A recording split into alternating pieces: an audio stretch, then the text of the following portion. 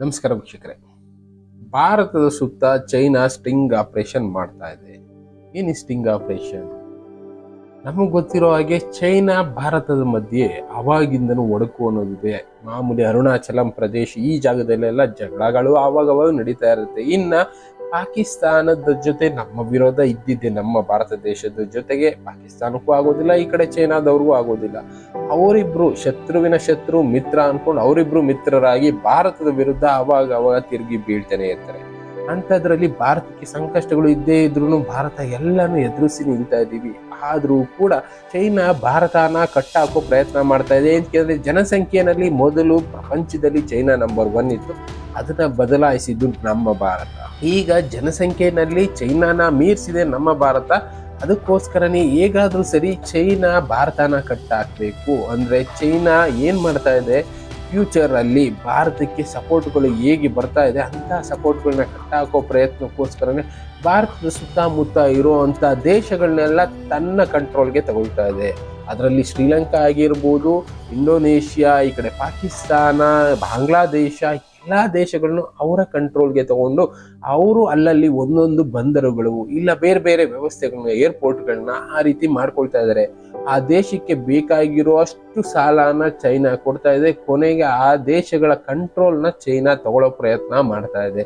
ಮುಂದೆ ಭಾರತನ ಕಟ್ಟಾಕೋ ಅಂತ ಒಂದು ಪ್ರಯತ್ನ ಚೈನಾ ಮಾಡ್ತಾ ಇದೆ. ಇದೆಲ್ಲ ಏಂತಕ್ಕೆ? ಚೈನಾ ಪ್ರಪಂಚದಲ್ಲಿ ನಂಬರ್ 1 ಆಗಬೇಕು ಅನ್ನೋ ಒಂದು ಪ್ರಯತ್ನದಿಂದ ಇಂಥದ್ದನ್ನೆಲ್ಲ ಚೈನಾ ಪ್ಲಾನ್ ಮಾಡ್ಕೊಂಡಿದೆ. ಈಗ ನಾವು ನೋಡ್ಬೋದು ಈ ಫೋಟೋದಲ್ಲಿ ಇರೋ ವಿಷಯಗಳು ಏನು ಅಂದ್ರೆ, ನಮ್ಮ ನೆರೆ ರಾಷ್ಟ್ರ ಜೊತೆಗೆ ಪಾಕಿಸ್ತಾನ ಉತ್ತರ ಭಾಗದಲ್ಲಿ, ಭಾರತದ ಉತ್ತರ ಭಾಗದಲ್ಲಿ ಚೈನಾ ಮತ್ತೆ ಪಾಕಿಸ್ತಾನ ಎರಡೂ ಕಡೆಯಿಂದ ಕವರ್ ಆಗಿದೆ. ನಮಗೆ ಒಂದೇ ಒಂದು ಪಾರ್ಟ್ ಅಲ್ಲಿ ಆಫ್ಘಾನಿಸ್ತಾನ ಬೇರೆ ಒಂದು ಕಂಟ್ರಿ ಲಿಂಕ್ ಆಗಿದೆ ಅನ್ನೋದು ಬಿಟ್ರೆ ಇನ್ನೆಲ್ಲಾ ಕಡೆ ಚೈನಾ ಮತ್ತೆ ಪಾಕಿಸ್ತಾನ ಉತ್ತರ ಭಾಗದಿಂದ ಕವರ್ ಆಗಿದೆ. ಇನ್ನು ನಮ್ಮ ನೆರೆ ರಾಷ್ಟ್ರ ಆಗಿದಂತ ಬಾಂಗ್ಲಾದೇಶ ಇಷ್ಟು ದಿನ ನಮ್ಮ ಜೊತೆ ಒಳ್ಳೆ ಸಂಪರ್ಕನ ಇಟ್ಕೊಂಡಿತ್ತು, ಒಳ್ಳೆ ಸಂಬಂಧಗಳು ಇತ್ತು. ಆದ್ರೆ ಅದು ಈಗ ಬದಲಾಗಬಹುದು. ಕಾರಣ ಎಲ್ಲರೂ ನೋಡಿರ್ತೀರಾ, ಈಗ ಬಾಂಗ್ಲಾದೇಶದಲ್ಲಿ ಯಾವ ರೀತಿ ರೊಚ್ಚಿಗೆದ್ದ ಪರಿಸ್ಥಿತಿ ಇದೆ, ಪ್ರಾಣ ಹಾನಿ ಆಗ್ತಾ ಇದೆ. ಇದಕ್ಕೆಲ್ಲ ಕಾರಣ ಕೂಡ ಅಲ್ಲಿರುವಂತ ವಿದ್ಯಾರ್ಥಿ ಸಂಘಗಳಾಗಿದ್ರು ಅದಕ್ಕೆ ಸಪೋರ್ಟ್ ಮಾಡ್ತಾ ಇರುವಂತವ್ರು ಯಾರು ಎಲ್ಲೋ ಕೂತಿದ್ದು ಅವರ ದುಡ್ಡಿನ ದರ್ಬಾರಿಂದ ಇಂಥದ್ದನ್ನೆಲ್ಲ ನಡೆಸ್ತಾ ಇದ್ದಾರೆ. ಇವರ ಹಿಂದೆ ನಿಂತಿರುವಂತ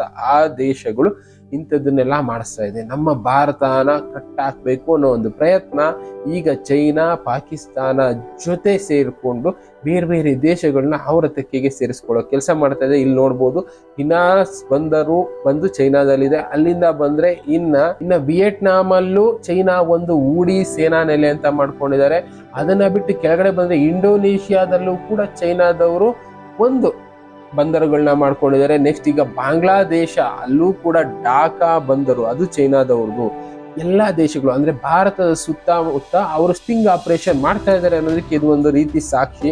ಅಲ್ಲಿಂದ ಬಂದ್ರೆ ಶ್ರೀಲಂಕಾ ನಮ್ಮ ನೆರೆ ರಾಷ್ಟ್ರ ಆಗಿತ್ತು, ಅದರಲ್ಲೂ ಕೂಡ ಒಂದು ಬಂದರು ಹಂಬಾಮ್ ಟೋಟಾ ಬಂದರು, ಇಲ್ಲೂ ಕೂಡ ಚೈನಾದ ಸೇನೆ ಇದೆ. ಇನ್ನು ಅದನ್ನ ಬಿಟ್ರೆ ಕೊಲಂಬೋದಲ್ಲೂ ಕೂಡ ಇವರು ಚೈನಾದವರು ಒಂದು ಕಂಪನಿ ದೊಡ್ಡದಾಗಿ ರನ್ ಆಗ್ತಾ ಇದೆ, ಅದು ಚೈನಾದವರ ದುಡ್ಡಿಂದನೇ ರನ್ ಆಗ್ತಾ ಇರೋದು. ಇನ್ನು ಅದ್ರ ಜೊತೆಗೆ ಪಾಕಿಸ್ತಾನಕ್ಕೆ ಹೋದ್ರೆ ಕರಾಚಿನಲ್ಲಿರುವಂತ ವಾಡಾರ್ ಬಂದರು, ಇದು ಕೂಡ ಚೈನಾ ಕಂಟ್ರೋಲ್ ಅಲ್ಲಿ ಇರೋದೆ. ಓವರ್ ಆಲ್ ಆಗಿ ಭಾರತನ ಸುತ್ತುವರಿತಾ ಇದೆ ಈ ಚೈನಾ ಅನ್ನೋದು. ಮುಂದೆ ಒಂದಲ್ಲ ಒಂದು ದಿನ ಯಾವುದೇ ರೀತಿ ಯುದ್ಧಗಳಾದ್ರೂ ಚೈನಾ ಮತ್ತೆ ಅಮೆರಿಕ ಮಧ್ಯೆ ಇಲ್ಲ ಬೇರೆ ದೇಶದ ಮಧ್ಯೆ ಯುದ್ಧಗಳಾದ್ರೂ ಕೂಡ ಭಾರತ ಅದ್ರ ಸಪೋರ್ಟ್ಗೆ ಹೋಗುತ್ತೆ ಅನ್ನೋದು ಚೈನಾಗೆ ಗೊತ್ತಿರುವಂತ ವಿಷಯ. ಅಮೆರಿಕಾದವರು ಸಪೋರ್ಟ್ ಕೇಳಿದ್ರೆ ಇಲ್ಲ, ಅಮೆರಿಕಾದವರು ಏನೇ ಒಂದು ದಾಳಿ ಮಾಡಬೇಕು ಅಂದ್ರು ಅವರು ಮೊದಲು ಭಾರತಕ್ಕೆ ಬಂದು ಭಾರತದ ಸಪೋರ್ಟ್ ತಗೊಂಡು ಇಲ್ಲಿಂದ ಚೈನಾ ಮೇಲೆ ದಾಳಿ ಮಾಡ್ಬೇಕಾಗತ್ತೆ. ಏನಕ್ಕೆ ಅಂದ್ರೆ ಅಮೆರಿಕಾದಿಂದ ಚೈನಾ ಮೇಲೆ ದಾಳಿ ಮಾಡೋದು ಕಷ್ಟ ಆಗೋದ್ರಿಂದ ಅವರು ನಮ್ಮ ಭಾರತದ ಮೇಲೆ ಡಿಪೆಂಡ್ ಆಗ್ಬೇಕಾಗುತ್ತೆ. ಅಂತದನ್ನ ತಡಿಬೇಕು ಅನ್ನೋ ಒಂದು ಪ್ರಯತ್ನದಿಂದಾನೇ ಚೈನಾ ಏನ್ ಮಾಡ್ತಾ ಇದೆ, ನಮ್ಮ ನೆರೆ ರಾಷ್ಟ್ರಗಳಲ್ಲಿ ಅವರ ನೆಲೆಗಳನ್ನ ಗಟ್ಟಿ ಮಾಡ್ಕೊಳ್ತಾ ಇದೆ. ಇದರಿಂದ ಭಾರತಕ್ಕೆ ಕಂಟಕ ಆಗಬಹುದೇನೋ. ಈಗ ಆಲ್ರೆಡಿ ಎಷ್ಟೋ ರಾಷ್ಟ್ರಗಳು ನಮ್ಮ ದೇಶದ ವಿರುದ್ಧ ನಿಂತಿದೆ. ಆಲ್ರೆಡಿ ಪಾಕಿಸ್ತಾನದ ಬಗ್ಗೆ ಗೊತ್ತಿರೋದೆ. ಇನ್ನು ಬಾಂಗ್ಲಾದೇಶದಲ್ಲಿ ಭಾರತದ ಪ್ರಾಡಕ್ಟ್ಸ್ನ ಬ್ಯಾನ್ ಮಾಡಬೇಕು ಅಂತ ಹೋರಾಟಗಳು ನಡೆದಿದ್ದನ್ನ ನೋಡಿದೀವಲ್ಲ. ಹಿಂದೆ ಇದ್ದಿದ್ದು ಯಾರು?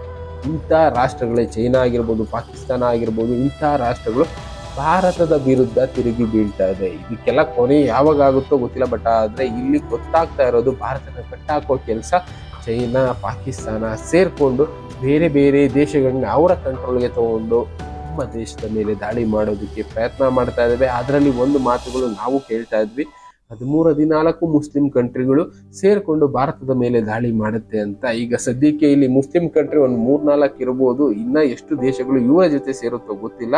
ಈಗ ಇಂಡೋನೇಷ್ಯಾನು ಮುಸ್ಲಿಂ ಕಂಟ್ರಿನೇ, ಪಾಕಿಸ್ತಾನ ಮುಸ್ಲಿಂ ಕಂಟ್ರಿನೇ, ಈ ಕಡೆ ಬಾಂಗ್ಲಾದೇಶ್ ಕೂಡ ಮುಸ್ಲಿಂ ಕಂಟ್ರಿನೇ.